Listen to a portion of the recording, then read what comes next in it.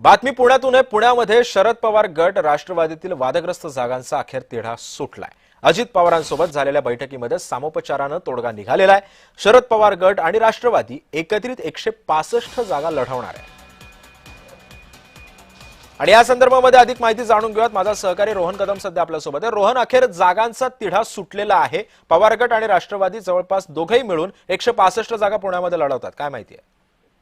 अगदी बरोबर आहे। खरं तर अजित पवारांसोबत मागील काही तासाभरापासून जी आहे ती चर्चा शरद पवार पक्षाचे अंकुश ठाकरे असतील, विशाल तांबे असतील किंवा मनाली विलारी असतील यांच्या माध्यमातून अजित पवारांसोबत बैठक जी आहे ती केली जात होती आणि या बैठकीतून हा तिढा सुटलेला पाहायला मिळतोय। साधारणतः पुण्यातील 165 पैकी 7 ते 8 ठिकाणी दोन्ही राष्ट्रवादीच्या उमेदवारांनी जे आहेत ते फॉर्म भरलेले होते। त्यामुळे त्या ठिकाणी मैत्रीपूर्ण लढाई होती की काय अशी प्रकारची चर्चा जी आहे ती रंगलेली होती आणि त्या सगळ्याच्या पार्श्वभूमीवरती सध्या जी काही माहिती मिळते त्या माहितीच्या अनुषंगाने हा सगळा तिढा जो आहे तो सुटलेला आहे आणि हा तिढा सुटल्यानंतर आता जे आहेत ते उमेदवारी अर्ज काही मतदारसंघातून जे आहे ते पाठीमागे घेण्यासाठी हालचालींना सुरुवात झालेली आहे।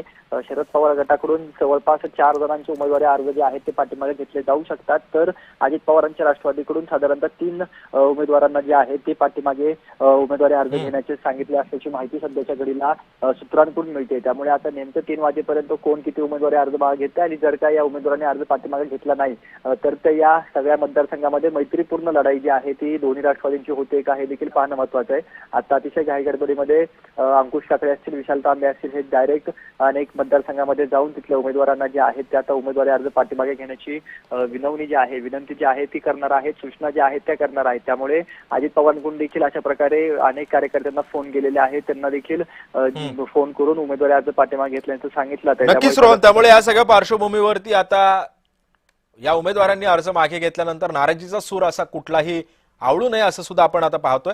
धन्यवाद तू दिलेल्या अधिक माहितीबद्दल।